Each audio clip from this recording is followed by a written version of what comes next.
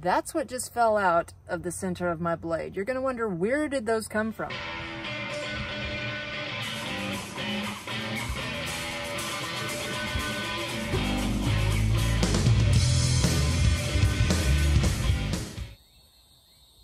It is so loud out here. The crickets and the katydids and the birds are like having their own little rock concert right now. So hopefully y'all can hear me, but welcome back to Chickanic.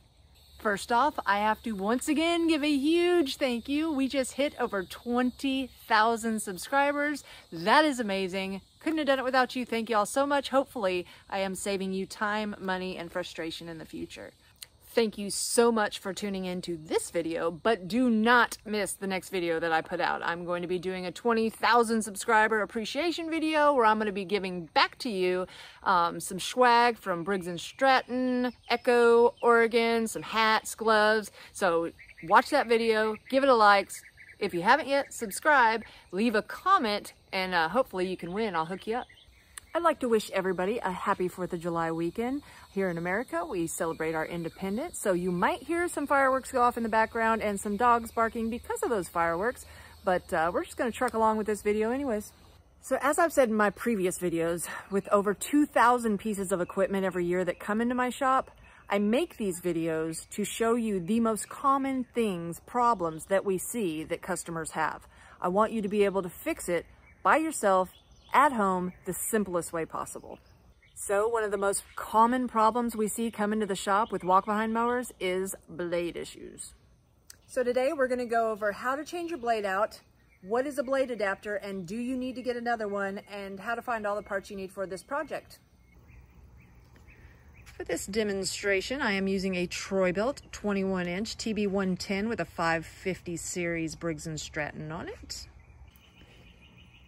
Some of the things that you may want to get is a 5/8 deep socket to take your spark plug out, 5/8 socket with a cheater wrench. I'm going to be using my Impact, a block to stop the blade, make it a little safer for some people, and a blade that's going to fit. The blade adapter you might need. If you're going to need a blade adapter and the blade probably, you're going to want to get the model number off the machine. On the Troy-Bilts, they're located on the back flap or on the side of the deck. That model and serial number, you can either look it up online or take it to your local service dealer and they can help you out. First things first, you're going to want to remove the plug. On these newer Briggs & Stratton, they are overhead valves, so they take a 5/8 socket to remove the plug. If you don't want to remove the plug, you can move the boot way over here, that's fine, but I like to take the plug out of everything. On the older Briggs, they were flathead engines, and they took a 13/16 socket to remove their plug.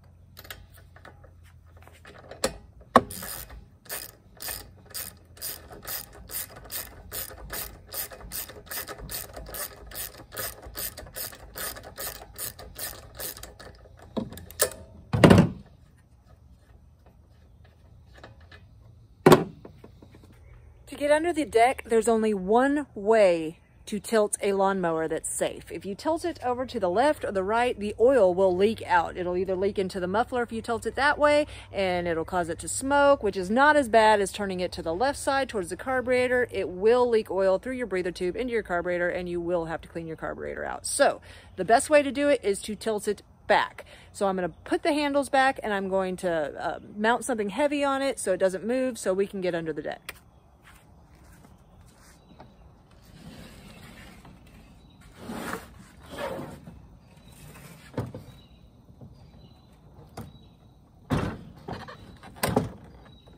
Just like that.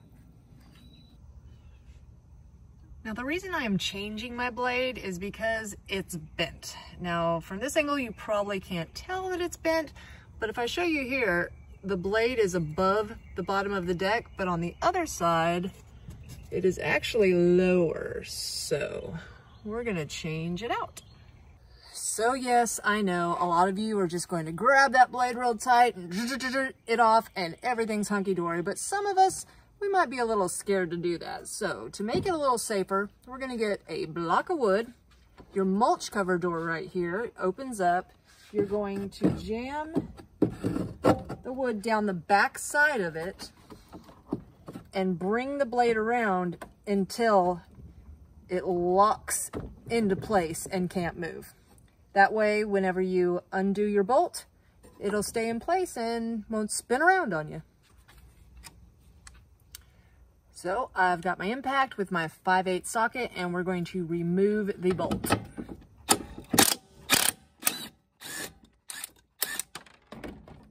And something just fell out. That's two things just fell out. And when I show them to you,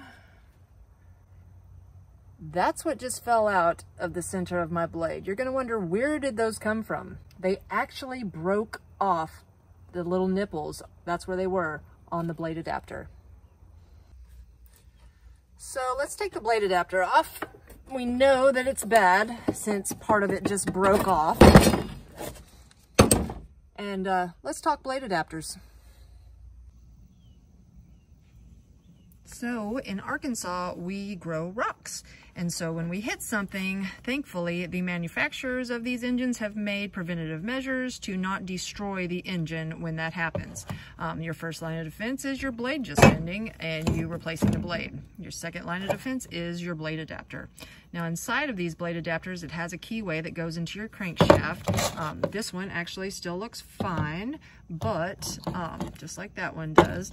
But on the underside, where the blade actually goes on, the star and the nipples broke off. On a new blade adapter, you can see they're pretty pronounced and they help hold everything in place. And I'll show you what that looks like. Just like that. Then you have your cupped washer that goes down on top of the nipples and tightens everything really nice and keeps everything in place. Most of the time we see a lot of blade adapters that the star is completely gone, the nipples are gone, and the blade's just spinning around. When that happens, if you don't catch it quick enough, you will shear the bolts off in your crankshaft, and a lot of times that is detrimental to machines. We do get them out a lot of times, but sometimes they will not come out.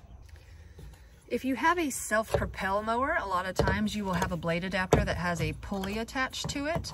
This is a bad one. Not only were the nipples ripped off and the star was starting to really get worn out, but it also has a keyway down the center, just like the other one, except this keyway, when it goes bad, it bulges out the side. So I don't know if you can see it a little bit. It's bulging out. If you actually put your finger inside, it's smooth on the inside where it's supposed to have that keyway go up into the crankshaft, and so that's a bad blade adapter.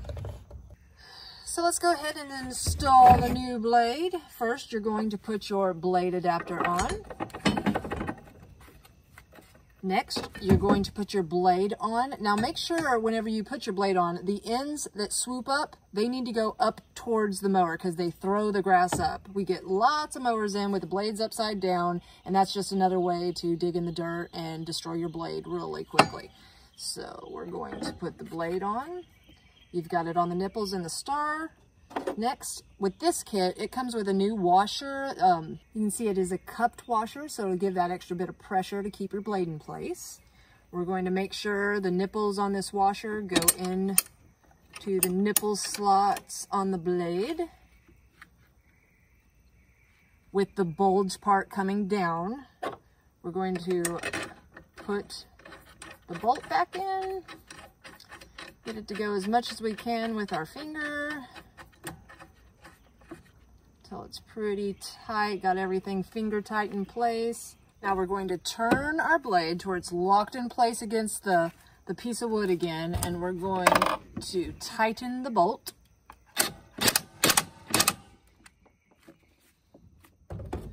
And you're good to go. So thanks again for tuning into Chickanic. Hopefully this video saved you time, money, and frustration in the future. Don't forget, this week I will be putting out an appreciation video. Please watch that one and like it and comment. I will be picking out some winners in those comments to win some Echo, Briggs & Stratton, and Oregon swag. Also, if you haven't found us yet on Facebook, find us at facebook.com/Chickanic. Let's go see if this bad boy's gonna cut good now. Thanks. Have a great day.